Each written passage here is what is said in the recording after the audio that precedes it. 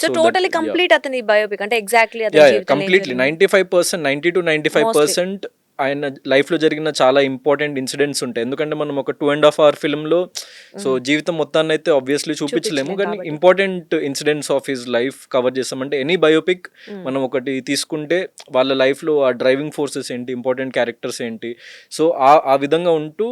And ఇతని స్టోరీలో difference ఏంటి అంటే మనం ఇప్పటివరకు చాలా బయోపిక్స్ చూసామంటే సోల్జర్స్ మీద వాళ్ళ మీద, కానీ ఎక్కువ మంది మనం చూసినంత వరకు ఫర్ ఎగ్జాంపుల్ మేజర్ ఫిల్మ్లో కానీ అమరన్ ఫిల్మ్లో కానీ ఒక ఆల్రెడీ లైక్ ఒక వెల్ ఆఫ్ ఫ్యామిలీ నుంచి వచ్చి ఒక upper middle class Right. Family నుంచి వచ్చి లైక్ ఎడ్యుకేటెడ్ ఫ్యామిలీస్ నుంచి వచ్చి దెన్ లైక్ సోల్జర్స్ అయ్యారు, దెన్ ఆర్మీ ఆఫీసర్స్ అయ్యారు, మేజర్స్ అయ్యారు. సో వాళ్ళ స్టోరీస్ చెప్పారనమాట. అవును. సో ఇక్కడ నాకు చాలా స్ట్రైకింగ్ పాయింట్ Very ఏమనిపించింది అంటే వెరీ వెరీ యంగ్ పర్సన్, ఒక నార్మల్ సోల్జర్, అంటే ఎక్కువ పెద్ద పోస్ట్ కూడా లేదు. సో ఫ్రంట్ లైన్ లో వర్క్ చేసేది సోల్జర్స్ యాక్చువల్లీ, లైక్ వాళ్ళే ఇలాంటి అందరికంటే వాళ్ళ ముందు ఉండేది. జీవితం చాలా మందికి తెలియదు, అంటే పై పొజిషన్ లో చేసిన వాళ్ళు తెలుస్తుంది. అవును. బట్ సో అండ్ ఇంత చిన్న కుటుంబం నుంచి వచ్చి అంత దూరం వెళ్ళాడు అన్నది నాకు చాలా స్ట్రైకింగ్ అనిపించింది. అండ్ నాకు ఈ పర్టికులర్ పాయింట్లో నాకు కూడా చాలా కరెక్ట్ అనిపించింది ఈ స్టోరీ.